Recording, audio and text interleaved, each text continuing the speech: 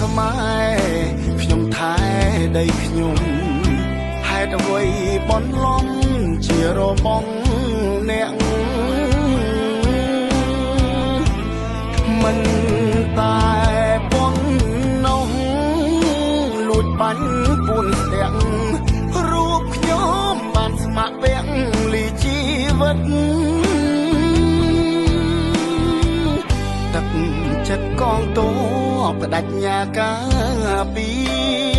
ងើយព្រំកែនសីមាគង់ពងស្ថេស្ថិតត្រៀមខ្លួនជាស្រេចចំពោះអមិត្តហ៊ានបដូរជីវិតការពារទឹកដី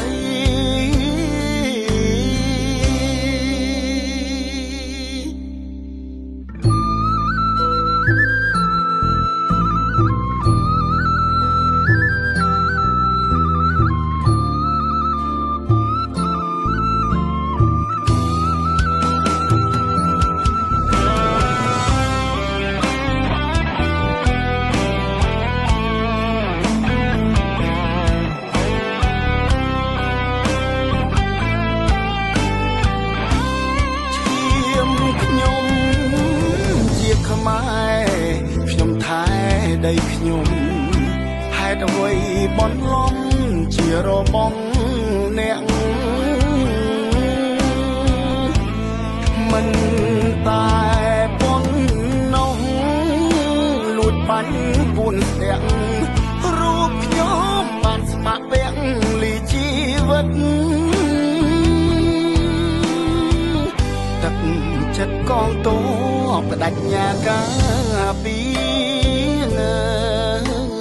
យព្រំកែនសីមាគង់ពងស្ថេស្ថិត